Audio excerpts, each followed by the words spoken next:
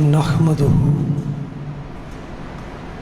ونصلي ونسلم على رسوله النبي الكريم اما بعد فاعوذ بالله من الشيطان الرجيم بسم الله الرحمن الرحيم إليه يصعد الكلم الطيب صدق اللہ العلی العظیم وصدق رسولہ النبی الکریم۔ معزز حاضرین و ناظرین گرامی قدر، عزیز طلباء و طالبات، ہمارا آج موضوع ہے کلمہ طیبہ لا الہ الا اللہ کے معارف و اسرار،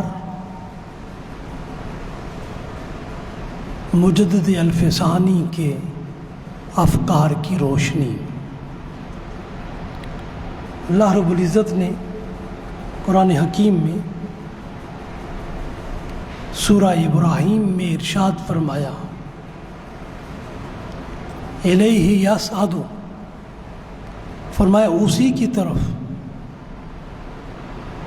پاکیزہ کلمات بلند ہوتے ہیں۔ پاکیزہ کلمہ اسی کی طرف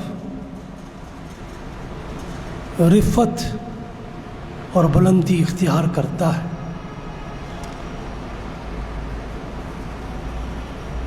مفسرین اکرام نے اس آیہ کریمہ میں الکلم الطیب سے مراد کلمہ توحید لا الہ الا اللہ مراد لیا ہے۔ قرآن نے دوسرے مقام پر اسی کلمہ طیبہ کی اہمیت کو یوں واضح کیا ہے، فرمایا کلمۃ طیبۃ کشجرۃ طیبہ اصلها ثابت وفرعها فی السماء تؤتی اکلها کل حین باذن ربها۔ فرمایا کلمہ طیبہ اس پاکیزہ درخت کی طرح ہے جس کی جڑیں زمین کے اندر خوب جمی ہوئی ہیں اور اس کی شاخیں آسمان کی طرف جا رہی ہیں، اور وہ درخت خدا کے حکم سے ہر موسم میں پھل دیتا ہے۔ حاضرین و ناظرین گرامی قدر، اب اسی آیہ کریمہ میں اس کلمہ طیبہ کی جڑ، جس کے لیے قرآن نے کہا اصلھا، سے مراد انسانی زندگی کا عقیدہ اور اعتقاد ہے، جو ایک مومن کے دل میں بڑی پختگی اور بڑی مضبوطی کے ساتھ جاگزیں ہوتا ہے۔ اسی کلمہ طیبہ کی فرعھا، اس سے مراد اس کی شاخیں ہیں، اور ایک مومن کے عقیدے کے بعد اعمال صالحہ مراد ہیں، جو بندے سے ہمہ وقت رضا الہی کے اصول میں صادر ہوتے رہتے ہیں اور اس کے وجود سے ظہور پذیر ہوتے رہتے ہیں، اور یہ کلمہ اہل ایمان کے دلوں میں قرار پکڑتا ہے۔ باری تعالیٰ کی توفیق سے وہ اس کلمے کی تعلیمات کو اپنا عمل بناتے ہیں اور دنیا و آخرت میں اللہ کی رضا کو سمیٹتے ہیں، اور اس کلمے کی برکات اور خیرات کی بہاریں اپنی زندگی میں دیکھتے ہیں۔ اس کلمے پر عمل میں ثابت قدمی نصرت عزدی کا باعث ہے۔ اس لیے فرمایا یثبت اللہ الذین آمنوا بالقول الثابت فی الحیات الدنیا وفی الآخرہ۔ فرمایا اللہ تبارک و تعالی اہل ایمان کو اس پکی اور پختہ بات سے دنیا و آخرت میں ثابت قدم رکھتا ہے۔ حاضرین و ناظرین گرامی قدر، کلمہ طیبہ پر ایمان اور عمل میں ثبات اور استقامت اللہ کی بارگاہ سے بندے کے لیے بے پناہ کرم نوازی ہے۔ اس کلمے پر عمل کی راہ میں آنے والے تمام مصائب و آلام کو وہ خوش دلی کے ساتھ برداشت کرتے ہیں، بلکہ ایمان کی قوت سے ان تمام مصائب کو اپنے لیے فرحت انگیز اور لذت امیز جانتے ہیں۔ وہ ایمان و اسلام کے تمام اعمال کی تکالیف سے ڈرتے نہیں ہیں، بلکہ ہر عمل کی محنت اور اذیت کو برداشت کرتے ہیں، اس لیے کہ ان کو اسوہ نبوی تکلیف و اذیت جھیلنے کا جذبہ دیتا ہے۔ رسول اللہ صلی اللہ علیہ وآلہ وسلم نے ارشاد فرمایا ما اوذی نبی مثل ما اوذیتو، فرمایا راہ حق میں کسی نبی کو اس قدر اذیتیں نہیں دی گئیں جتنی مجھے دی گئی ہیں۔ حاضرین و ناظرین گرامی قدر، حضرت مجدد الفسانی امام ربانی شیخ احمد سرہندی فاروقی قدس سرہ العزیز نے اپنے عربی رسالے کا نام رسالہ تحلیلیہ رکھا ہے، اور تحلیل کا معنی ہے لا الہ الا اللہ کہنا۔ اس رسالے میں کلمہ طیبہ کا معنی و مفہوم اور الفاظ و کلمات کی جامع تشریح کی گئی ہے، اور آپ نے یہ بحث معارف لدنیا اور اپنے مکتوبات میں بھی بیان کی ہے۔ آپ اس رسالہ تحلیلیہ میں ہم دو صلات کے بعد کلمہ طیبہ کی ترکیب لا الہ الا اللہ محمد الرسول اللہ سے بحث کرتے ہوئے فرماتے ہیں کہ عربی زبان اور اس کی گرامر کی روح سے لا الہ کے بعد اس کی خبر لفظ موجود ہونی چاہیے، یا لفظ ممکن اس کی خبر کو آنا چاہیے، اس لیے کہ لائے نفی جنس کے بعد الہ اس کا اسم ہے، اور اسم کے بعد اس کی خبر لازمی آیا کرتی ہے۔ تو اس اعتبار سے لا الہ کا اصل اپنی خبر کے ساتھ یوں بنتا ہے لا الہ موجود الا اللہ۔ ہے لوگو سن لو، اس کائنات میں کوئی الہ اللہ کے سوا موجود نہیں ہے۔ اگر اس کائنات میں کوئی وجود الہ ہے تو وہ صرف اور صرف الا اللہ، اللہ کا وجود ہے۔ کوئی اور الہ سرے سے اس کائنات میں موجود ہی نہیں ہے۔ جبکہ دوسری ترکیب یہ ہے کہ لا الہ ممکن الا اللہ، اس کائنات میں کسی اور الہ کا امکان ہی نہیں ہے سوائے اللہ کے۔ حضرت مجدد الفسانی فرماتے ہیں کہ لفظ موجود حرف لا کی خبر نہیں بن سکتا، اس لیے کہ اگر ہم خبر لفظ موجود کو مان لیں تو ہمیں یہ تسلیم کرنا پڑے گا کہ کوئی دوسرا خدا بھی اس کائنات میں پایا جاتا ہے، جبکہ حقیقت امر اس کے برعکس ہے کہ یہاں یہ خبر عالم امکان میں سرے سے اپنا وجود ہی نہیں رکھتی ہے، اور ہم دوسرے خدا کے وجود کو اس کائنات میں نہ دیکھتے ہیں اور نہ مانتے ہیں، اس لیے خبر کے لیے لفظ موجود لانے کی قطعاً ضرورت ہی نہیں ہے۔ اگر دوسری صورت میں حرف لا کی خبر لفظ ممکن ہو کہ لا الہ ممکن الا اللہ، تو ایسی صورت میں اللہ کی ذات کے لیے واجب الوجوب کا مفہوم ثابت نہیں ہو سکتا۔ اس لیے یہ خبر بھی حقیقت ثابتہ اور عقیدہ صحیحہ کے خلاف ہے، اور دوسرے خدا کا وجود سرے سے ناممکن ہے۔ اس لیے حرف لا کی خبر لفظ ممکن لانے کی بھی سرے سے قطعاً کوئی حاجت ہی نہیں رہتی ہے۔ حاضرین و ناظرین گرامی قدر، حرف لا کی خبر کے حوالے سے ایک اور جواب بھی مرحمت فرماتے ہیں کہ جہاں خبر نہ لانے پر کوئی ایسا قرینہ موجود ہو جس کے ذریعے مفہوم از خود کلام سے معلوم ہو جائے، تو وہاں پر حرف لا کی خبر لانے کی حاجت اور ضرورت نہیں رہتی ہے۔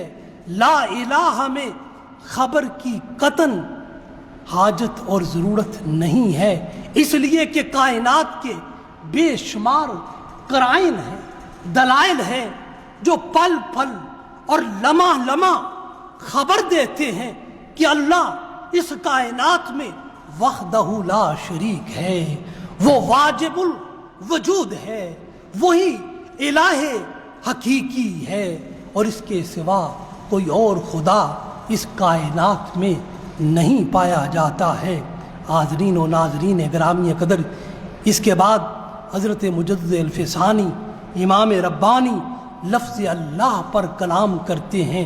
اہل دانش اللہ کی ذات اور صفات میں حیران ہیں، وہ لفظ اللہ کے انوار کی شعاؤں میں کھو گئے ہیں، ان کی بصیرت، ان کی آنکھیں اس کے معارف میں خیرہ ہو گئی ہیں، اس لیے وہ لفظ اللہ کے بارے میں کلام کرتے ہیں کہ کیا یہ سریانی زبان کا لفظ ہے، یا عبرانی زبان کا لفظ ہے، یا عربی زبان کا لفظ ہے، آیا کہ یہ اسم ہے، یہ اس میں مشتق ہے، یہ اس میں غیر مشتق ہے، یہ علم ہے یا علم نہیں ہے۔ حاضرین و ناظرین گرامی قدر، بلا شبہ لفظ اللہ معبود برحق کے لیے مخصوص ہے، جبکہ لفظ الہ ہر معبود کے لیے استعمال ہوتا ہے، خواہ الہ برحق ہو خواہ الہ باطل ہو، اس کے لیے لفظ الہ استعمال ہوتا ہے۔ حاضرین و ناظرین گرامی قدر، اس لفظ کی اشتقاق کی بحث کرتے ہوئے حضرت مجدد الفسانی فرماتے ہیں کہ اصلاً یہ لفظ آلہہ تھا، درمیان کا حمزہ ثقیل تھا، اس لیے اسے حذف کر دیا، لام کا لام میں ادغام ہو گیا۔ اس طرح اس میں جلالت، اس میں ذات، لفظ اللہ آلہات سے اللہ بن گیا، اور یہ صرف لفظ اللہ ہی ہے جو جمیع صفات الوہیت کا احاطہ کرتا ہے۔ اللہ کا ہر صفاتی نام اس ذات کی ایک ایک صفت کو عیاں کرتا ہے، اس کی ایک ایک صفت اس کے صفاتی ناموں سے ظاہر ہوتی ہے۔ جیسے قدیر اس کی صفات اسماء صفات میں سے ہے، اور جو اس کی قدرت کو واضح کرتا ہے۔ علیم کا لفظ اللہ کی صفت علم کو اجاگر کرتا ہے، حی کا لفظ اس کی صفت حی کو عیاں کرتا ہے، کلیم اس کی صفت کلام کو بیان کرتا ہے، سمیع اور بصیر اس کی صفت سماعت اور بصارت کو آشکار کرتا ہے، خالق اس کی صفت خلق کو ظاہر کرتا ہے، رب اس کی صفت ربوبیت کو منکشف کرتا ہے، رحمان اور رحیم اس کی صفت رحمت کا اظہار کرتا ہے، جبکہ اس میں جلالت اور اس میں ذات اللہ وہ لفظ ہے جس کے دامن میں سب صفات یکجا ہو جاتی ہیں اور اس میں ذات لفظ اللہ جملہ صفات اور کمال کو محیط ہو جاتا ہے۔ حاضرین و ناظرین گرامی قدر، وہ رب اپنی صفات میں هو العالم الغیب والشہادہ ہے، هو الملک القدوس السلام المؤمن المہیمن العزیز الجبار المتکبر ہے، هو اللہ الخالق البارئ المصور ہے، یبدأ الخلق ثم یعیدہ ہے۔ لیکن وہ رب اپنی ذات میں اور اپنی اسم ذات میں صرف اور صرف ہو واللہ ہے۔ قرآن نے ہو واللہ کے لفظ کو 2701 مرتبہ پورے قرآن میں اس کو ذکر کیا ہے اور اس کو بیان کیا ہے۔ حاضرین و ناظرین گرامی قدر، اللہ وہ ذات ہے جو اپنے وجود و کمال میں جامع ہے، اکمل ہے، اتم ہے۔ وہ اس لائق ہے کہ کائنات کا ذرہ ذرہ اس کی پرستش کرے، جو خود واجب الوجود ہے، بقیہ سب ممکن ہے۔ وہ خالق ہے، بقیہ سب مخلوق ہے۔ وہ مالک ہے، بقیہ سب مملوک ہے۔ وہ باقی ہے، بقیہ سب فانی ہے۔ وہ قدیم ہے، بقیہ سب حادث ہیں۔ وہ غنی ہے، بقیہ سب اس کے محتاج ہیں۔ وہ ازلی ہے، وہ ابدی ہے، وہ اول ہے، وہ آخر ہے، وہ ظاہر ہے، وہ باطن ہے، وہ الصمد ہے، وہ وہی الاحد ہے۔ حاضرین و ناظرین گرامی قدر، لفظ اللہ کو اگر مشتق مانا جائے تو یہ الہ سے ماخوذ ہے، اور اسی طرح ہم اس کے معنی میں مزید کلام کرتے ہوئے اس کو دیکھتے ہیں کہ اس میں جلالت لفظ اللہ کا ایک اور مادہ اشتقاق لفظ لاتن سے بھی یہ بنا ہے، جس کا معنی ہے بلند ہونا۔ وہ ذات جو اپنی ذات میں اور اپنی صفات میں ہر حوالے سے بلند ہو، اس کو اللہ کہتے ہیں۔ اس لیے اللہ وہ ذات ہے جو ہر عجز سے اور ہر کمزوری سے بلند ہے، جو ہر نقص اور ہر ارمان سے بلند ہے۔ وہ ذات جو ہر عیب اور خطا سے بلند ہے، وہ ذات جو ہر ضرورت اور ہر احتیاج سے بلند ہے، وہ ذات جو ہر مناسبت اور ہر مماثلت سے بلند ہے، وہ ذات جو ہر ایک کے کفر سے اور ہر ایک کے شرک سے بلند ہے، وہ ذات جو ہر ظلم سے اور ہر معصیت سے بلند ہے، اسی کو اللہ کہتے ہیں۔ جو ہر انسانی وہم و گمان سے بلند ہے، وہی اللہ ہے۔ جو تمام ممکنات اور محدثات سے بلند ہے، جو ہر مخلوق کی قوت ادراک سے بلند ہے، وہی اللہ ہے۔ جو ہر ایک کی طاقت توصیف سے اور طاقت علم سے بلند ہے، وہی اللہ ہے۔ اس لیے قرآن رب کا، اللہ کا تعارف کرواتے ہوئے سورہ الانعام میں بیان کرتا ہے، سبحانہ وتعالی اما یصفون، فرمایا وہ اللہ ان تمام باتوں سے پاک ہے اور بلند و بالا ہے جو اس کے متعلق یہ کرتے پھرتے ہیں۔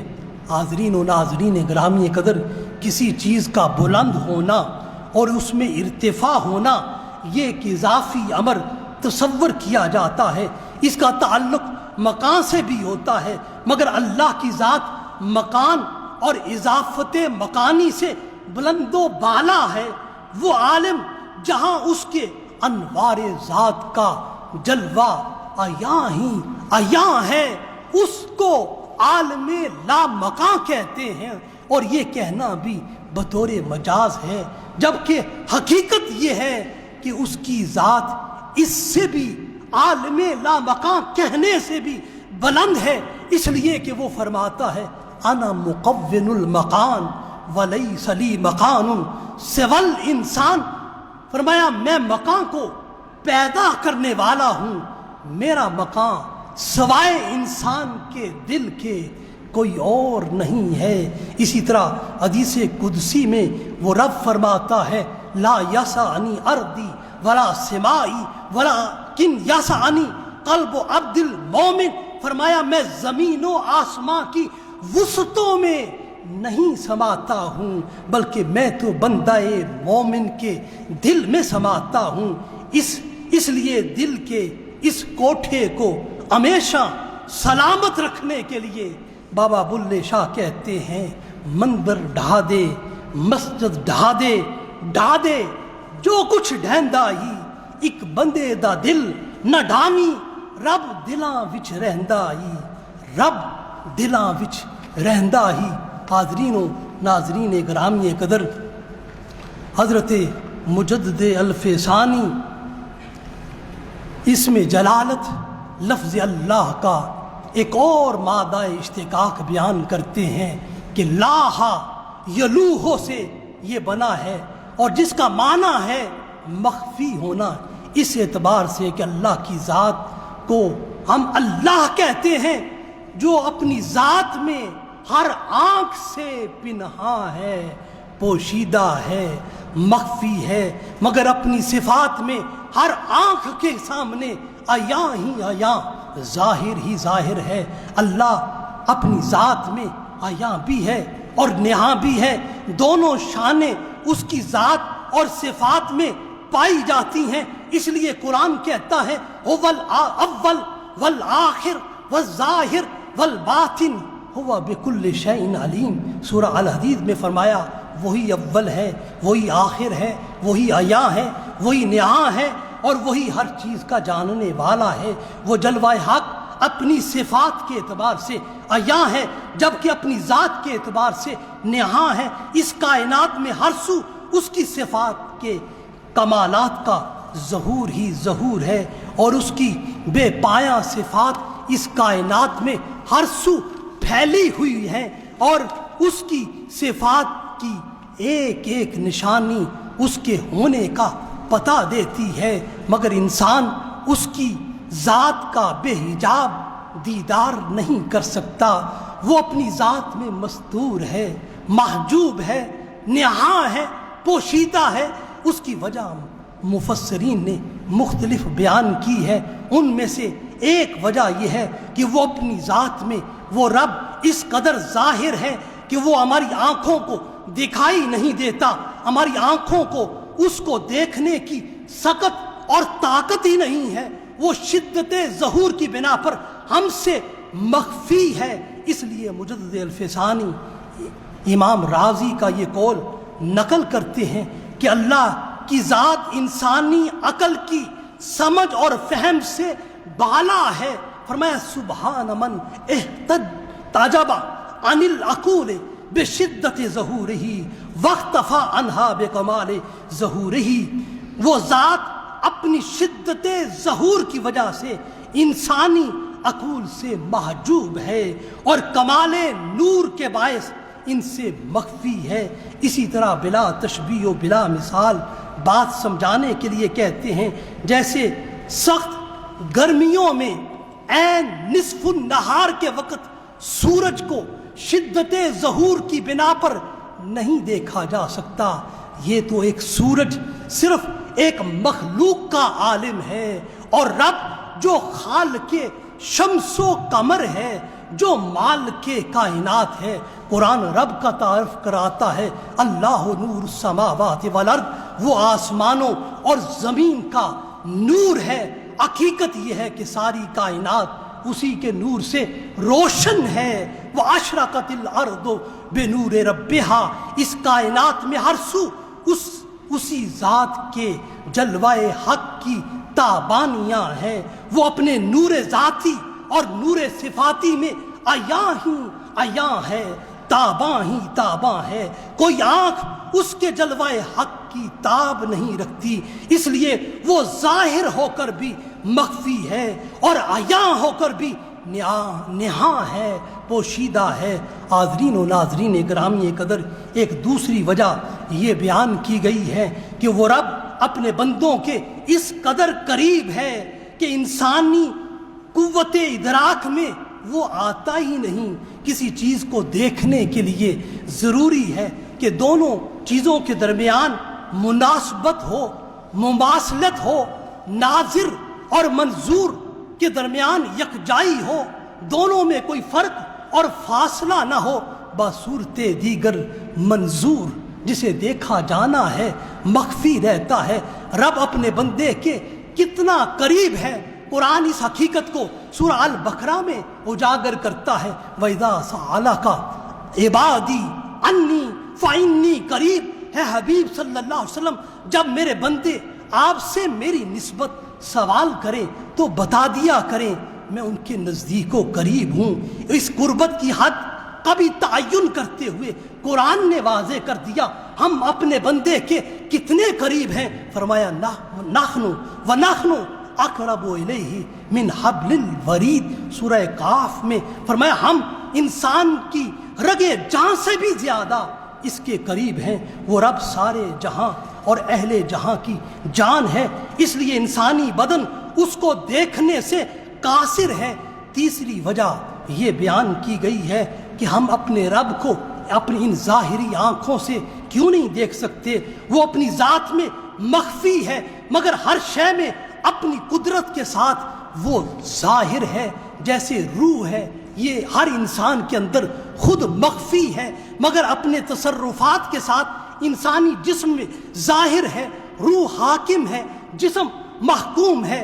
لوگوں کی نظر میں جسم کی حرکات عیاں ہوتی ہیں، جبکہ روح جو اصل محرک ہے وہ نہاں ہے، وہ پوشیدہ ہے۔ اسی طرح جہاں کا قادر مطلق اور قیوم عالم اللہ ہی ہے، لیکن اس نے اپنے تصرفات میں موجودات عالم کو متحرک کر دیا ہے۔ ہماری نگاہ صرف ان پر پڑتی ہے اور حقیقت تک نہیں پہنچتی۔ وہ رب اپنی ذات میں مخفی اور نہاں ہے، جبکہ اس کی ذات کا تصرف اس کائنات کے ذرے ذرے میں عیاں ہی عیاں ہے، ظاہر ہی ظاہر ہے۔ اس ساری بحث اور اس ساری حقیقت کو قرآن کی یہ آیا کریمہ بیان کرتی ہے۔ سورہ الحدید میں فرمایا ہوا معاکم اینما کنتم، فرمایا وہ رب وہاں ہے جہاں تم ہو، وہ ہر لمحہ تمہارے ساتھ ہے۔ حاضرین و ناظرین گرامی قدر، لفظ اللہ الہ تم سے بھی مشتق ہے، جس کا معنی ہے جس کی طرف جھکا جائے، جس کی طرف راغب ہوا جائے، جس کی طرف رجوع کیا جائے، جس کی عبادت کی جائے، جس کے لیے تعبد اختیار کیا جائے۔ اور اس پر جب یہ الف لام میم داخل کر دیا جائے، الف لام داخل کر دیا جائے، جب یہ نکرہ سے معرفہ ہو جائے اور اس پر لام تعریف آ جائے تو اس میں جھکنے اور راغب ہونے اور رجوع کرنے اور عبادت اور تعبد کے معنی پائے جاتے ہیں۔ اس معنی کے اعتبار سے اس میں جلالت لفظ اللہ انسان کو پیغام دے رہا ہے، اے انسان تو جتنا چاہے سرکش ہو جائے، باغی ہو جائے، اپنے رب کی اطاعت سے جس قدر چاہے اپنا منہ موڑ لے، تیرے اوپر جب بھی کوئی آفت کوئی مصیبت آئے گی تو ساری دنیا کے اسباب و ذرائع سے مایوس ہو جائے گا، اور تجھے کسی چیز کی امید جب باقی نہ رہے گی تو اس وقت تیرا دل عاجزی اور شکستگی کے ساتھ بے اختیار اپنے رب کی طرف جھک جائے گا۔ تو اسے والہانہ رغبت اور رجوع کے ساتھ پکار اٹھے گا تو اسی کے سامنے سر بسجود ہوتے ہوئے اس کی عبادت کرے گا اور یوں کہے گا، ہے میرے رب تو مجھے بچا لے، میرے حال پر رحم فرما، میری ساری امیدوں کا سہارا تو ہی ہے، میں تیرا بندہ ہوں، تیرے در پر سائل بن کر آیا ہوں، تو ہی عطا کرنے والا ہے، مجھ کو میری مرادیں، میری حاجتیں، میری تمنائیں، میری آرزویں عطا فرما دے، تو ہی ہر چیز پر قادر ہے، تو ہی حقیقی موتی ہے، میں بھٹک کر تیری طرف آ گیا ہوں، میرا آنا اپنی رحمت کے ساتھ اور اپنی شان عفو کے ساتھ قبول فرما، اور مجھے وہ طلب عطا کر جو تیری بارگاہ میں مجھے لے کر آئی ہے۔ یوں بندہ رب کی طرف جھکنے والا اور راغب ہونے والا اور رجوع کرنے والا بن جاتا ہے۔ حاضرین و ناظرین گرامی قدر، بلا شبہ لفظ اللہ کا خالق خود اللہ ہی ہے۔ اس لحاظ سے یہ لفظ ہر اعتبار سے جامع بھی ہے، معنی بھی ہے۔ مجدد عرف ثانی امام ربانی فرماتے ہیں اگر لفظ اللہ کو مستقل علم نام مانا جائے تو پھر ضروری ہے اس ذات کی ساری خصوصیات بھی اس میں موجود ہوں تاکہ کوئی دوسرا نام اس کے متبادل نہ ہو اور کوئی ہر مفہوم جو اللہ کا ہے اس میں داخل ہو اور کوئی اور اس کے ساتھ لفظ شریک نہ ہو۔ اس مقصد کے لیے پھر اجمالی علم نہیں بلکہ تفصیلی علم ہونا ضروری ہے۔ اس کے بعد مجدد الفسانی فرماتے ہیں کہ لفظ اللہ میں موجود کچھ اور معارف بھی ہیں جن کا ذکر محققین نے کیا ہے۔ وہ فرماتے ہیں اس میں جلالت لفظ اللہ یہ ہر اعتبار سے اس کا ایک ایک حرف بڑا ہی عجیب و غریب ہے اور بڑا ہی معنی خیز ہے۔ کہتے ہیں لفظ اللہ کے اگر تم الف کو، شروع کے الف کو اگر تم اس حرف کو ختم کر دو تو یہ فقط للہ رہ جاتا ہے، اور للہ کا معنی ہے اللہ کے لیے۔ قرآن اس کا ذکر کرتا ہے وَلِلَّهِ جُنُودُ السَّمَاوَاتِ وَالْأَرْضِ، فرمایا اللہ ہی کے لیے آسمانوں زمین کے لشکر ہیں۔ اور اگر کہتے ہیں اگر للہ کا جو جب یہ لفظ رہ جائے اس میں لام کو حذف کر دیا جائے تو پھر لہو باقی رہ جاتا ہے۔ قرآن اس لفظ لہو کا بھی ذکر کرتا ہے، لہو ما فی السماوات و ما فی الارض، جو کچھ بھی آسمانوں اور زمین میں ہے سب کچھ اللہ ہی کے لیے ہے۔ اور فرماتے ہیں لہو میں سے اگر لام کو بھی حذف کر دیا جائے تو پھر ہو مضموم باقی رہ جاتی ہے، جسے کلمہ طیبہ میں بھی لا الہ الا ہوا اور اللہ کے کلمات، اور یہی وہ ہو ہے جس کا ذکر اہل طریقت اپنے ہاں کثرت کے ساتھ کرتے ہیں، کبھی اللہ اور کبھی ہو کے ساتھ دل پر ضربیں لگاتے ہیں۔ اس کے بعد حضرت مجدد الفسانی فرماتے ہیں لفظ اللہ کے ساتھ جب بندہ اللہ کو پکارتا ہے تو وہ اس وقت اللہ کو اس کی تمام تر صفات کے ساتھ پکار رہا ہوتا ہے، اور یہ خاصہ اسی اسم ذات اور اسم جلالت کو حاصل ہے۔ اسی وجہ سے کلمہ شہادت اسی لفظ اللہ ہی کے ساتھ درست ہوتا ہے۔ حاضرین و ناظرین گرامی قدر، اس کے بعد وجود باری تعالیٰ اور دلیل توحید کا ذکر مجدد الفسانی کرتے ہیں کہ اس کائنات میں ایک ہی خدا ہے۔ اگر دو خدا ہوتے تو ان کے اختیارات اور قدرت بھی مساوی ہوتی، تو کسی چیز کی تخلیق دونوں میں مساوی نہ ہوتی۔ اگر تخلیق مساوی ہوتی تو تصرف مساوی نہ ہوتا، یوں دونوں مستقل مساوی طاقتوں میں توازن نہ رہتا، یوں یہ نظام کائنات قائم نہ رہتا۔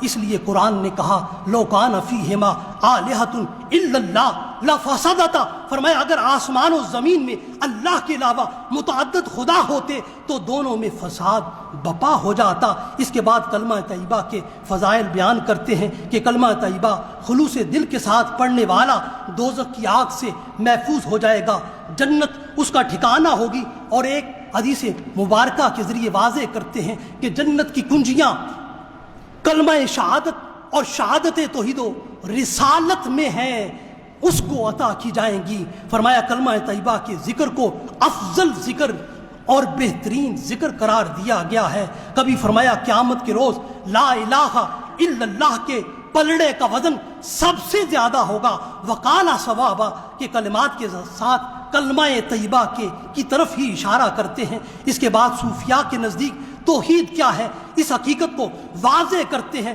کہ صوفیاء کے نزدیک توحید یہ ہے کہ اللہ کے سوا کوئی چیز موجود نہیں ہے، اس لیے کہ وہ وجود میں کسی اور کو شریک ہی نہیں مانتے، اس لیے کہ اللہ تخلیق عالم سے پہلے موجود مطلق تھا، جس طرح وہ پہلے تھا اسی طرح عالم خلق کے بعد بھی وہ واجب الوجود ہے۔ حضرت جنید بغدادی توحید کی حقیقت واضح کرتے ہیں کہ پانی کے رنگ میں اس کے برتن کا رنگ ہوتا ہے، اسی طرح کہتے ہیں انسانی جسم کا زیادہ تر حصہ پانی پر مشتمل ہوتا ہے، اس لیے فرماتے ہیں انسانوں میں جتنے بھی کمالات نظر آتے ہیں وہ اللہ کی صفات کا عکس ہیں۔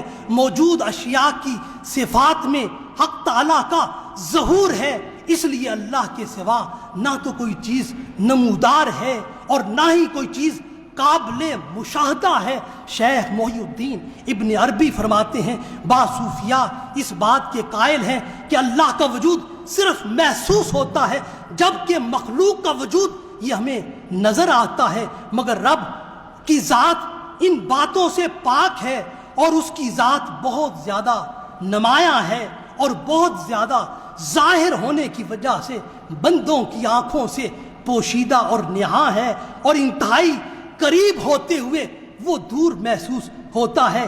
ادراک الادراک نہ ہونے کی وجہ سے اس کی ذات مجہول ہے، وگرنہ معمولی ادراک اور عقل اللہ نے ہر انسان کو عطا کیا ہے۔ اس کے بعد کلمہ طیبہ کے دوسرے حصہ رسالت کو واضح کرتے ہیں، رسول اللہ صلی اللہ علیہ وسلم کے فضائل کو بڑے ہی جامع انداز میں بیان کرتے ہیں کہ احمد مجتبیٰ محمد مصطفیٰ رسول اللہ صلی اللہ علیہ وسلم کو اللہ نے اولاد آدم کا سردار بنایا ہے۔ قیامت کے روز سب سے زیادہ امت آپ کی ہوگی، تعداد میں سب سے زیادہ کثیر امت آپ کی ہوگی۔ آپ اللہ کے نزدیک سب انسانوں میں سے سب سے زیادہ معزز اور مکرم ہوں گے۔ قیامت کے روز سب سے پہلے آپ ہی اپنے مزار اقدس سے نکلیں گے اور سب سے پہلے آپ ہی شفاعت کریں گے اور سب سے پہلے آپ ہی جنت کا دروازہ کھٹکھٹائیں گے۔ قیامت کے دن لواء الحمد آپ ہی کے دست اقدس میں ہوگا، جس کے نیچے کل انبیاء علیہ السلام ہوں گے۔ آپ نے فرمایا میں پیغمبروں کا قائد ہوں گا، میں خاتم النبیین ہوں، مجھے اس پر ولا فخر کوئی فخر نہیں۔ جب قیامت کے روز سب خاموش ہوں گے تو فرمایا اللہ کی بارگاہ میں سب سے پہلا بولنے والا میں ہی ہوں گا۔ جب لوگ مایوس ہوں گے میں ہی ان کو قیامت کے روز خوشخبری سنانے والا ہوں گا، اور قیامت کے دن فرمایا سب کا خطیب سب انسانوں کی طرف سے اور سب انبیاء کی طرف سے سب کا خطیب میں ہی ہوں گا، اور سب کی شفاعت کرنے والا میں ہی ہوں گا۔ ولا فخر، مجھے اس بات پر کوئی فخر نہیں ہے۔ اس کے بعد مجدد الفسانی بیان فرماتے ہیں اگر آپ نہ ہوتے تو باری تعالیٰ مخلوق کو پیدا ہی نہ کرتا اور نہ ہی اپنی شان خدائی اور شان ربوبیت کا اظہار کرتا۔ آپ اس وقت بھی نبی تھے جب آدم علیہ السلام پانی اور مٹی کے درمیان تھے۔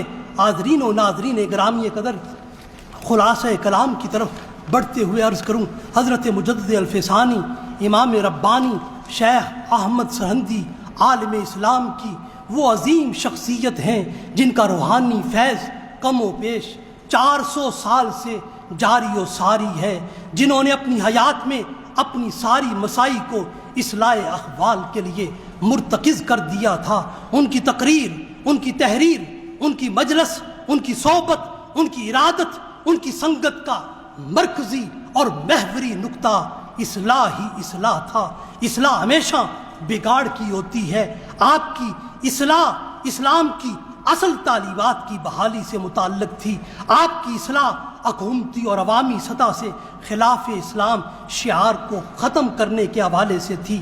اسلام کا اگر مختصر سے مختصر تعارف پیش کیا جائے تو وہ لفظ اللہ میں ہے اور وہ لفظ محمد صلی اللہ علیہ وسلم میں ہے، اور دونوں ذاتوں کا نام ان پر ایمان لانا مسلمان ہونا ہے۔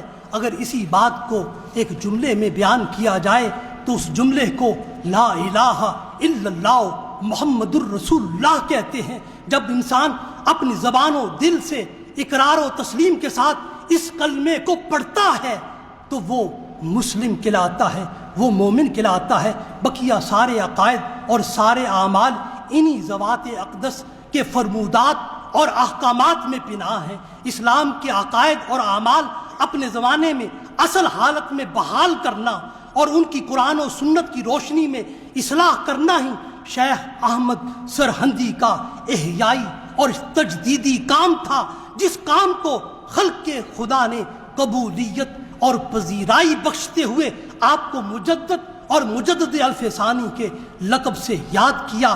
آپ کی اصلاح اور تجدید کا کام کسی ایک طبقے تک محدود نہ تھا، آپ نے حکمرانوں کی بھی اصلاح کی، وزراء اور مشیران اور حکومت کے تمام عمال کی بھی اصلاح کی، علماء اور صوفیاء کو بھی ان کے اصل فرض اصلاح کی طرف راغب کیا، عامت الناس کو بھی صحیح معنوں میں اسلام کی تعلیمات سے روشناس کرا کے ان کی اصلاح کی، غرضے کہ آپ کی دعوتی اور تبلیغی مساعی اور آپ کی مصلحانہ کاوشوں سے معاشرے کا کوئی ایک طبقہ بھی محروم نہ رہا۔ آپ کے عظیم اصلاحی کاموں میں سے ایک یہ ہے کہ آپ نے عقیدہ توحید اور عقیدہ رسالت کو لوگوں کے سامنے اپنی تمام تر تفصیلات میں مثل آفتاب پیش کیا۔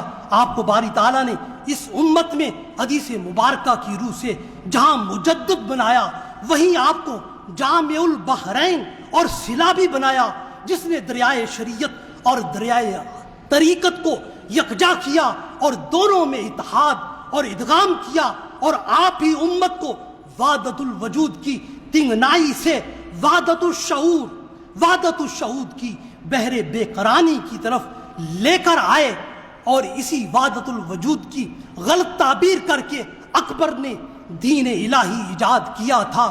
آپ نے لوگوں پر واضح کیا خالق کی ذات مخلوق سے جدا ہے، مخلوق اس کی ذات تک نہیں پہنچ سکتی۔ آپ خود اپنے منصب سے اچھی طرح آگاہ تھے، اس لیے فرماتے تھے کہ میں مشیخت، پیری اور فقیری کے لیے دنیا میں نہیں آیا، بلکہ میرے ذمے ایک بڑا عظیم الشان کام لگایا گیا ہے۔ اسی کام کو ہم آج اصلاح و تجدید دین کہتے ہیں۔ اسی اصلاحی اور تجدیدی فریضے کی وجہ سے آپ نے گوشہ نشینی کی زندگی بسر نہیں کی، ارباب اقتدار کی اصلاح سے غافل نہیں ہوئے، بلکہ آپ نے ایک مجاہد اور ایک مصلح کی طرح ساری زندگی بسر کی۔ آپ اور اپنی زبان پر کلمت و عدل عند سلطان الجاہر، ظالم حکمران کے سامنے بھی کلمہ اسلام کو بلند کیا۔ اس لیے اصلاح اور تجدید میں رخصت نہیں بلکہ عزیمت کی راہ اختیار کرنا پڑتی ہے۔ حضرت مجدد الفسانی نے مقام رسالت کو صحیح معنوں میں اس امت میں زندہ کیا۔ شیخ مجدد نے مسلمانوں کے عقائد اور اعمال کی اصلاح اس کلمہ اسلام کی طرح کی، جس کی خاصیت یہ ہے توتی اوقولہا کل حین، جو ہر وقت عقیدہ اور عمل کا صائب اور صحت بخش پھل دیتا ہے۔ حضرت مجدد الفسانی نے معاشرے کی اصلاح کے لیے ہر رخ پر کام کیا، شریعت کو بادشاہت اور حکومت کے تابع نہیں ہونے دیا، بلکہ شریعت کو ان دونوں پر فائق رکھا۔ بادشاہ کی خوشنودی کی بجائے رب کی خوشنودی کو ترجیح دی۔ آپ نے حکمرانوں سے بغاوت نہیں کی، البتہ ان کی مسلسل اصلاح کی۔ علماء سے اختلاف ان کی ذات سے نہیں کیا، بلکہ ان کی رائے سے کیا، اور ان کے موقف سے اختلاف کیا، اور علمی تبادلے میں دلیل کی قوت پر اپنا موقف قائم کیا۔ حقیقت یہ ہے کہ حضرت مجدد الفسانی کی ذات اپنے عہد میں دین کی آس تھی، دین کی امید تھی، دین کی آبرو تھی، دین کا مرکز و محور تھی۔ باری تعالیٰ نے آپ کو اتنے کثیر مجددانہ کمالات سے نوازا تھا جن کا احاطہ اس کم وقت میں ممکن نہیں ہے۔ البتہ فقط اتنا کہا جا سکتا ہے، ورق تمام ہوا اور مداح باقی، سفینہ چاہیے اس بحر بے قراں کے لیے، مگر اس مداح باقی کو اور اس بحر بے قراں کے سفینے کو بھی اقبال کے ان الفاظ میں شاید مقید کیا جا سکتا ہے۔ اقبال حضرت مجدد الفسانی کی خدمات کو، تجدید دین کی خدمات کو خراج تحسین پیش کرتے ہوئے کہتا ہے، وہ ہند میں سرمایہ ملت کا نگہباں، وہ ہند میں سرمایہ ملت کا نگہباں، اللہ نے بر وقت کیا جس کو خبردار، اللہ نے بر وقت کیا جس کو خبردار۔ وآخر دعوانا الحمدللہ۔